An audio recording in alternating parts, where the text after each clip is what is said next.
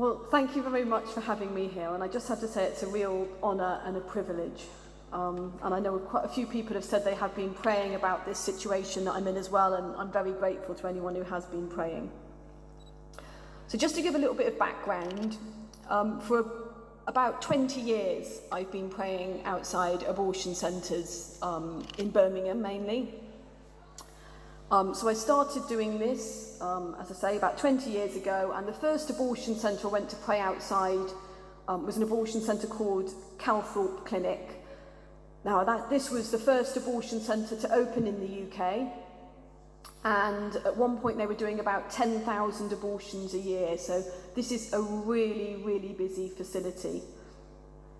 It closed at the end of 2019, and just to say, in a way, just even how that happened was quite miraculous. And particularly for those of us who were Catholics who were part of the campaign, our 40 Days for Life campaign, although the campaign did comprise of various Christians. But it was actually on the 12th of December, and I know any Catholics will know that's the feast of Our Lady of Guadalupe, patroness of the unborn.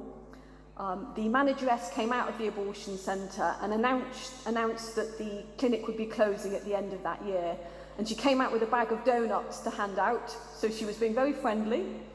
And she actually went to share the news specifically with one of our regular volunteers, and it was quite poignant that she should talk to him because he had just celebrated his birthday 3 days previously on the feast of Juan Diego. So we felt God was really sharing a message with a lot of us on that day in how it closed. And this centre, right up until its closure, was still a really busy abortion centre. It was the 4th busiest in the UK. And from a practical perspective, from a human's perspective, we don't know why it closed, still don't know why it closed. And although interestingly, again, for some of the Catholics there, that happened just a few weeks after we'd consecrated the whole movement to Our Lady. So I do think that for Catholics there was quite a lot of sign going on there, but as I say, a lot of Christians were really helping with our campaign as well. So when that abortion centre closed at the end of 2019, we moved to a new abortion centre, again in Birmingham, and again one that had been running for over 50 years, so quite an old abortion centre. But it was quite different in as much as the previous abortion centre, right from when it had started, there had been people praying on and off for decades there. But this new abortion centre that we went to, pretty much nobody had been praying there, hardly at all. And so the evil, I would say, I was going to say affected, but almost infected that area. And that's nothing personal to do with the people there. There was, for instance, a lovely man who lived almost opposite the abortion centre, who was a lovely Christian, really supported us. But there were certainly some people in the area who had really become quite affected by this abortion centre and the evil that I would think almost sort of radiates, if you can say, or was emitted by this place. And it was quite interesting because you have the abortion centre at one end of the street, and at the other end of the street you have a church. And if you've ever seen any of those, those old westerns where you have two cowboys, on a street, usually with a bit of tumbleweed around, and they're both coming for the kind of fight at the end or whatever. And it's almost like that you've got two opposing forces at either end of the street.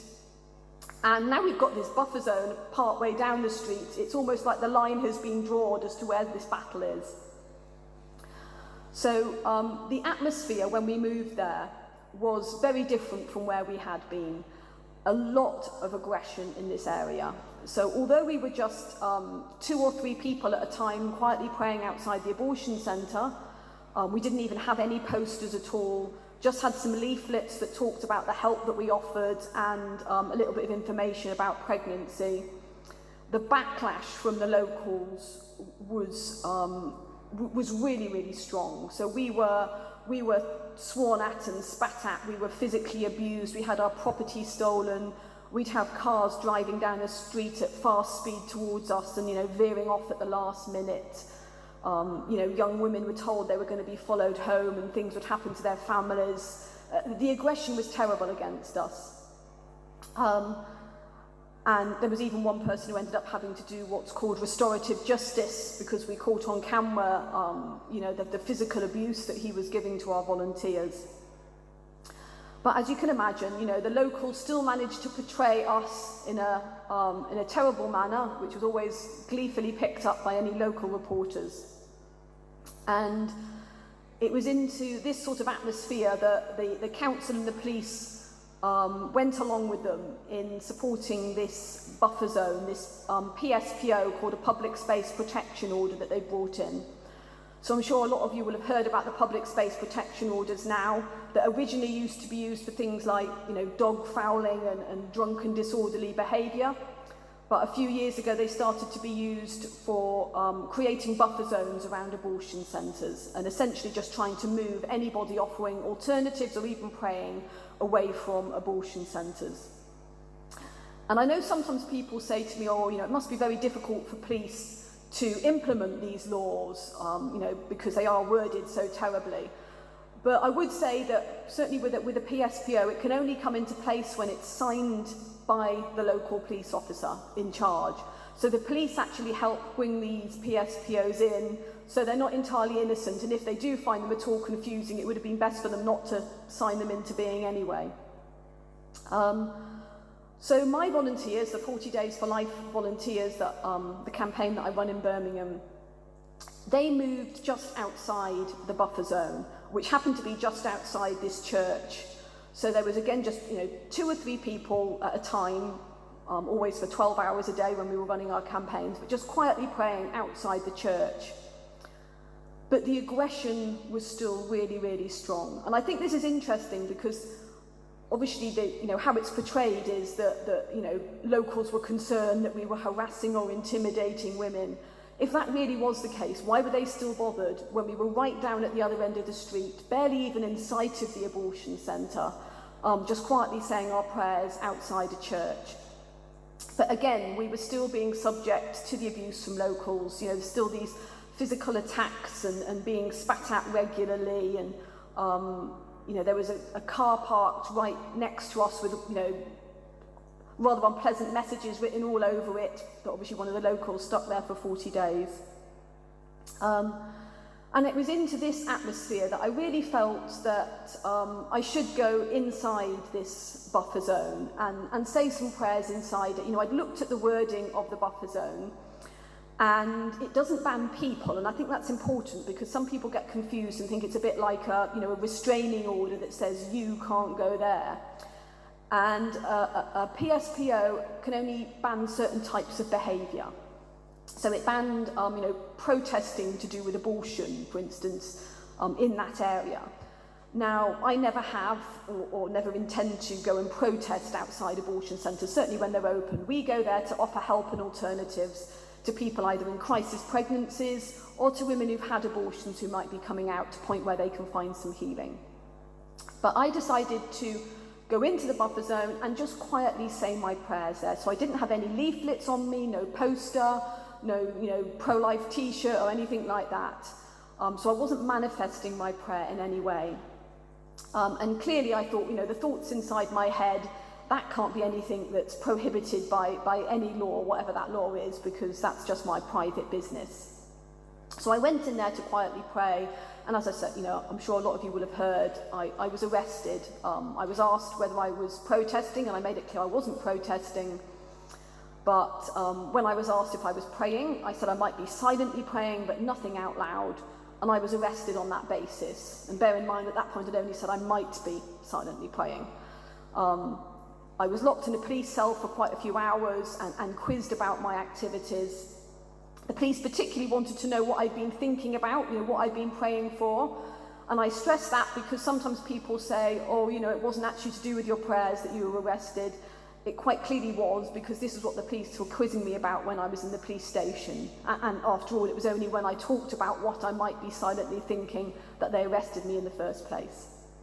So I was charged for that, went to court, and was eventually released, eventually completely, acquitted of all wrongdoing.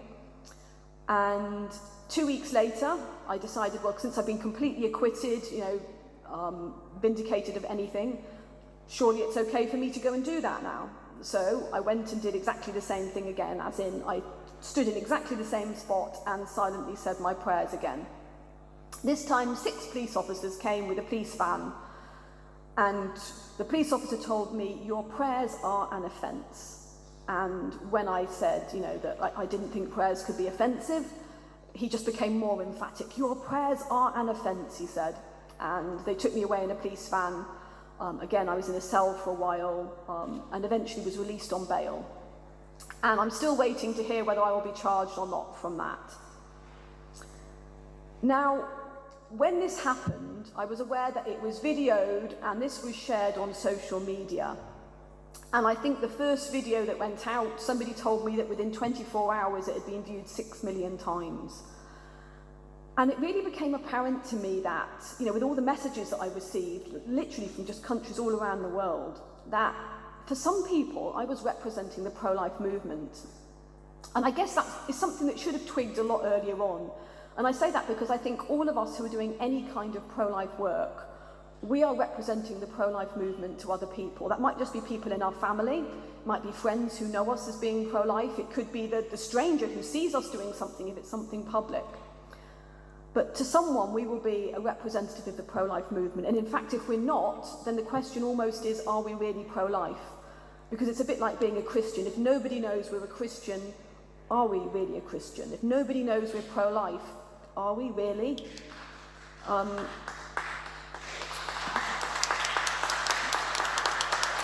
I sometimes have said to people that if it became illegal tomorrow to be pro-life, is there enough evidence to convict you? And the answer should always be yes. We should always be proud that there is enough evidence to convict us of being pro-life. That's not anything that we should ever be ashamed of.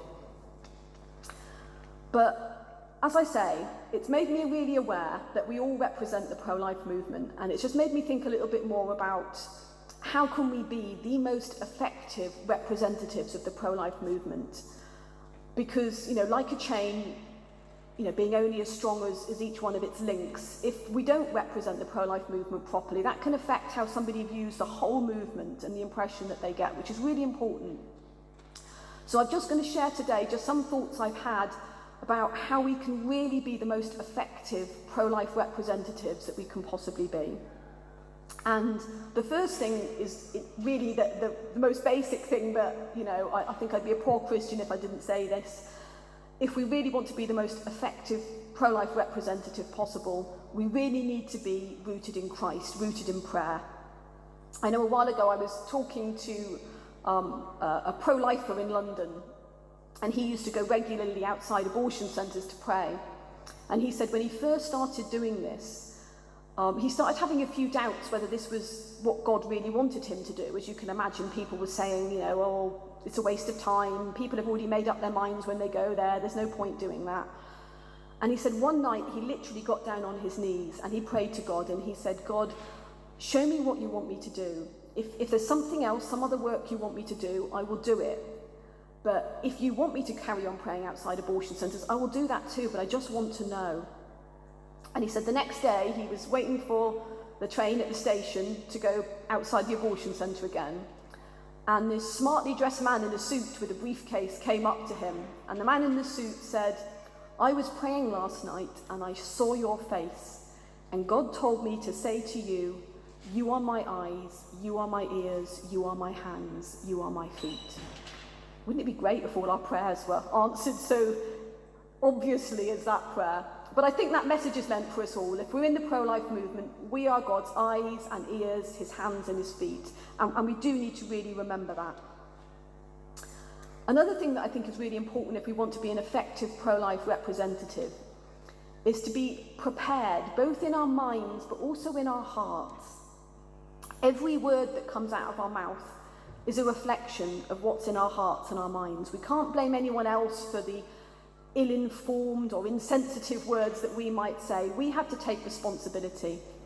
And sometimes it's when people catch us off guard. Maybe they say something mocking to us. Maybe somebody gets angry and something comes out of our mouth that maybe we're not expecting ourselves. And that's a reflection of what's really going on in our hearts. So I always like to say to people to have an honest check-in with what's really in your heart.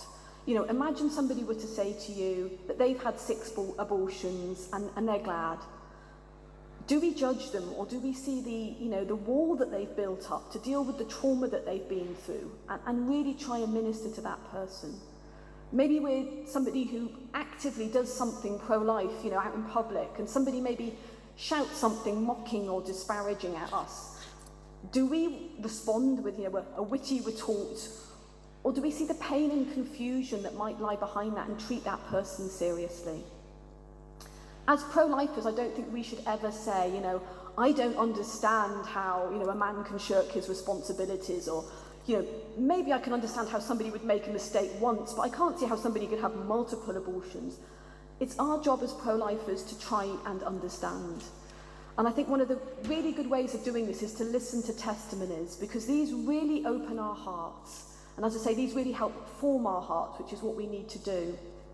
I remember that terrible day when you had the referendum here on abortion, and abortion was voted in Ireland. And a lot of people were asked afterwards why they voted for abortion. And many of those people said because of emotional stories that they heard. I think sometimes as pro-lifers, because, you know, we have the facts on our side, we're on the side of truth, we can sometimes forget that we do also need to connect emotionally with people. And hearing testimonies can be a really great way of doing that, because we can then share those testimonies with other people. I mean, I know on our website, on our March for Life UK website, we have a section where we've got lots of videos of different people, maybe who've considered abortion, who've had abortions, women, men, people who've changed their mind on this issue. And listening to these can really be a great way of forming our hearts, and then we can share those stories with other people. And of course, if you've got your own pro-life story, then if you can find the openness and the courage to share that, that can be a really great way of connecting with other people on a very deep level. But whilst we need to prepare our hearts, we also, of course, do need to prepare our minds. Now, I'm somebody who's not blessed with a great memory, and I'm not, hugely educated or anything, but in a way, one of the things I like about the pro-life movement is in its essence, it is so simple.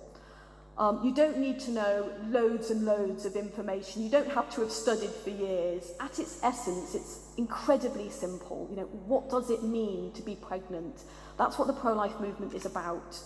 Because if you and I can't agree on what pregnancy is, we're not going to be able to have a meaningful discussion on abortion. So, in a way, just maybe having 2 or 3 key facts in your head that can be helpful when talking to people, just to show that you really have thought about this issue and know what you're talking about. So I recommend maybe just memorising, like I say, 2 or 3 key things. You don't have to know loads of information. I mean, one of the things that always sticks in my head is a statistic that I heard that, this is particularly because we've got so many medical abortions now in our country. I think 90% of the abortions that we have are medical abortions, from tablets. And I heard that 1 in every 17 women who has a medical abortion ends up in hospital. And I find that a really helpful statistic to share because, a lot of people maybe think that pro-lifers only look at things from the point of view of the child that's life is being lost through abortion. We also need to recognise the women that are being hurt, both physically, mentally, emotionally, through abortion. And so I think maybe having a statistic that reflects that can sometimes be helpful. So let's make sure if we're going to be effective pro-life representatives that we've formed both our minds and our hearts. One of the other things I think we need to be aware of to be good representatives of the movement is the part that fear can play. And I think this is particularly relevant to pro-lifers, although I'm sure just with our faith generally, it's something that we need to be aware of. And I sometimes liken fear to being a bit like grief, in as much as, for anyone who's experienced grief, and I'm sure most people here have, you'll know it's something that you can't avoid, and to some extent it sometimes doesn't even really go away. Once you've experienced a real loss of somebody close to you, that can stay with you forever. But you do need to make sure that that grief doesn't consume or control you. And it's the same for fear. We can't escape fear. That is part of our human nature, that we will get fearful at things. But we need to make sure our fears don't control us. There was a lovely story just a while ago from the campaign I ran in Birmingham just before this PSPO came in, when we were still allowed outside the abortion centre. two of my volunteers were praying there, and a lady came to get an abortion. And the volunteers, spoke to this lady, and it turned out that the reason she was having an abortion was because her previous pregnancy had ended in miscarriage. And this had so traumatized her that when she got pregnant again, she began to get really fearful that she might have another miscarriage.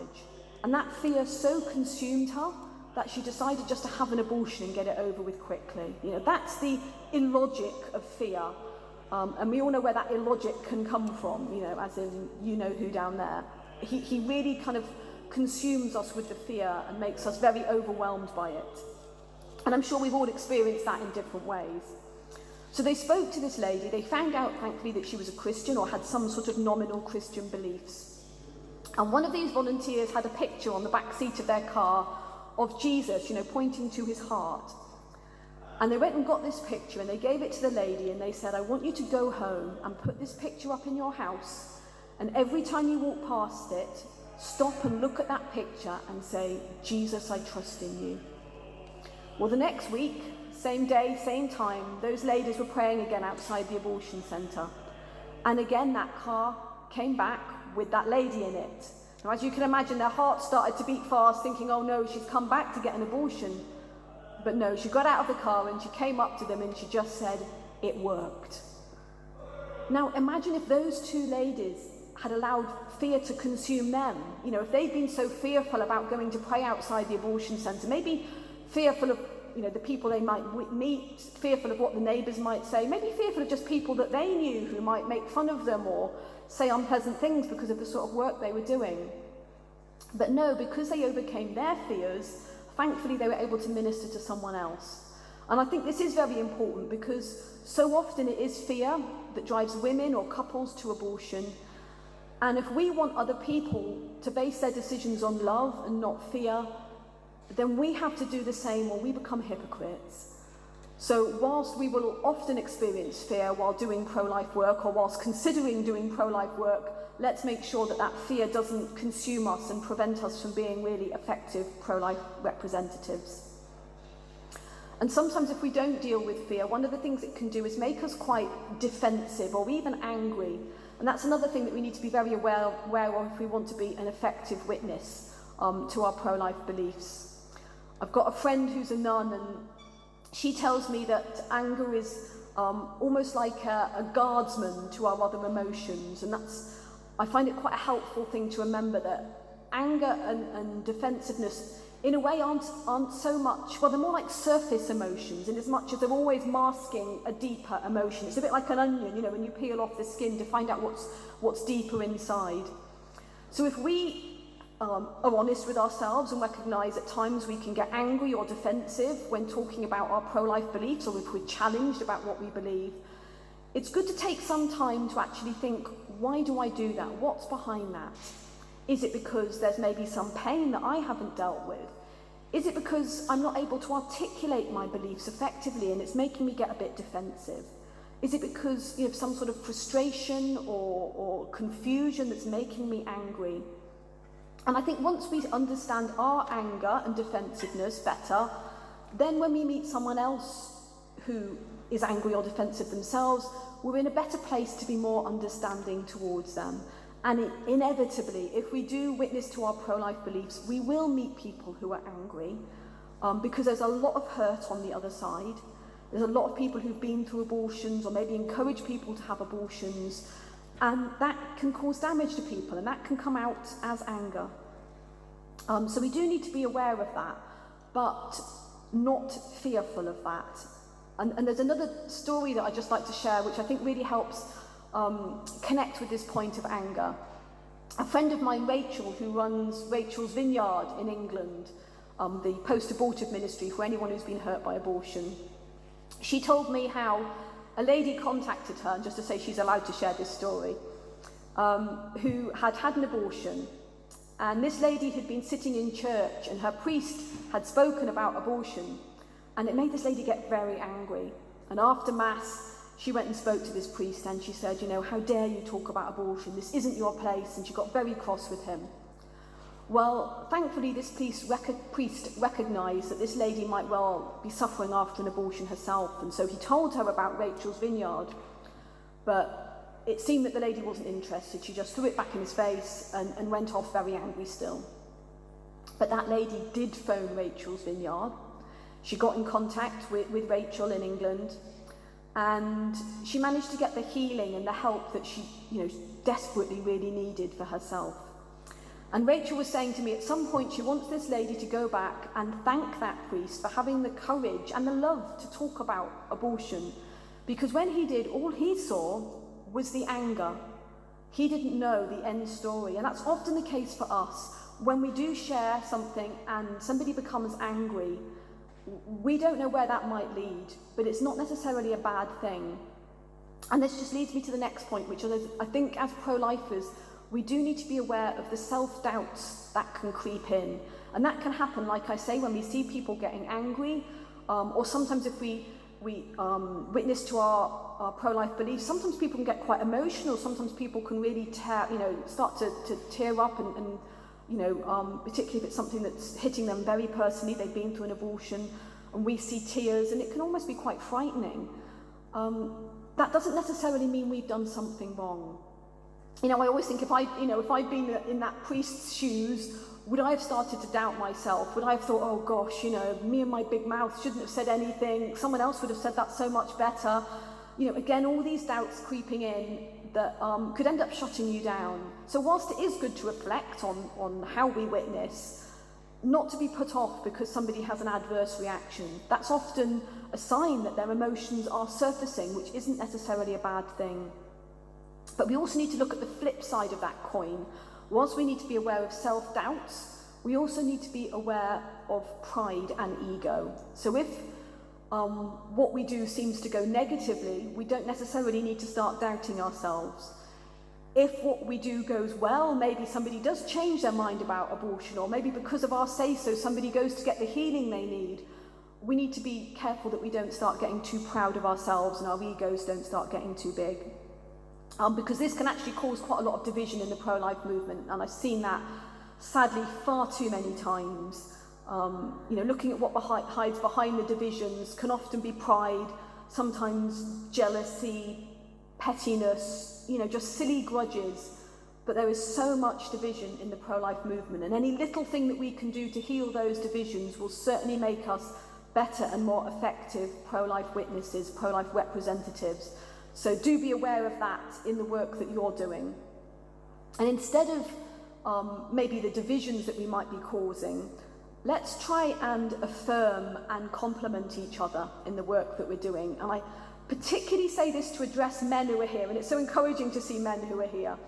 I really do think that with pro-life work, that if in the right way, men can really have a really unique and special role in this movement.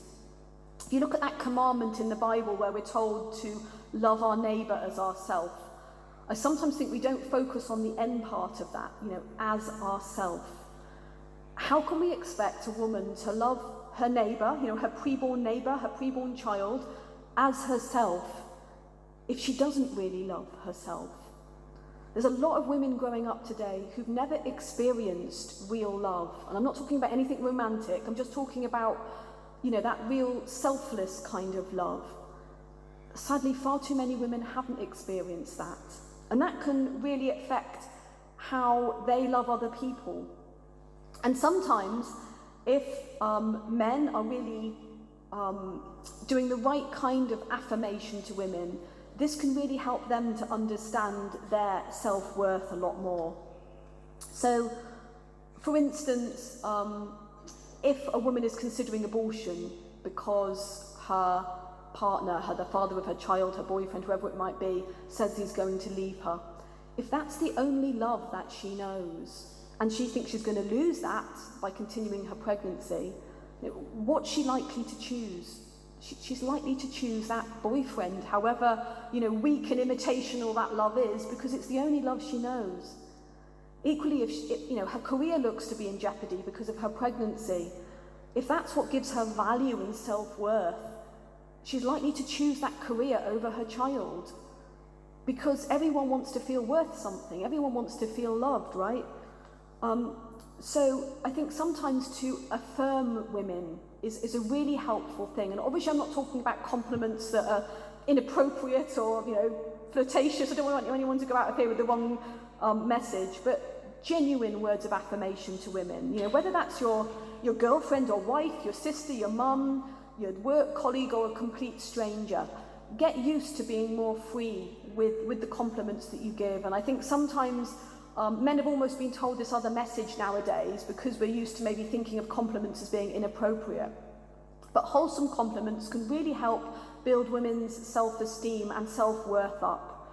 So let them know that, you think they're a good listener, or that you just really enjoy their company, or whatever it might be, but things that can help build up women's self-esteem. Because the women that really need to hear that message, they won't have that written on their forehead. So just get used to doing that generally with women that we know. And I know sometimes people say to me, well, men need to hear that too. They do. There's a lot of men walking around today who haven't experienced proper love. But from a legal perspective, we know that the decision to have an abortion rests with the women. So that's why I particularly say it's so important that women know their own self-worth, so that they're not necessarily seeking that in places that they shouldn't be. And just to bring this to an end, I think maybe one of the last and really key thing, if we want to be an effective pro-life representative, is to set ourselves some goals. It's so easy to kind of think, oh yes, I want to do things, and maybe if you come to pro-life events and sometimes you might see or hear something that can fire you up, or maybe if you listen to a testimony you think, oh yeah, that's really great. It can end up not going anywhere just because we don't set ourselves proper goals. So I sometimes like to just do it on a weekly basis. Just think of something pro-life that you can do each week, and think of that in a manageable way. So, don't do something that's not realistic. Maybe the first week it could simply be what I just said, complimenting someone else on the pro-life work they do. That's something really easy that any of us could do, but could maybe really encourage somebody else who maybe doesn't get thanked very much for what they do. And then the next week, maybe something just a little bit more. Maybe you could, listen to a pro-life testimony or a video or a podcast or something, and then share that with somebody else. Doesn't have to be huge things, but also to be aware that maybe God is calling you to something big, and if he is, not to be afraid to say yes to that. Maybe that's something to really take away from the whole event today, is like, what could be my next pro-life goal? And be realistic in setting yourself something that you can do, and maybe something that could reach out to other people, whether that's people in your own family, people in your workplace, at your university, strangers in the street, whoever it might be, to witness to what pro-life really means. And just an idea, if anyone wants any ideas for a pro-life goal they could set, we have our March for Life in London on Saturday the 2nd of September. I'd really like to invite all of you personally to come and join us there in witnessing to life. So if that could be your goal for a few months' time, to how you could get there, or maybe if there's someone else you could encourage to go along there, then that would be really wonderful, and we'd love to see you there. And so thank you very much for today.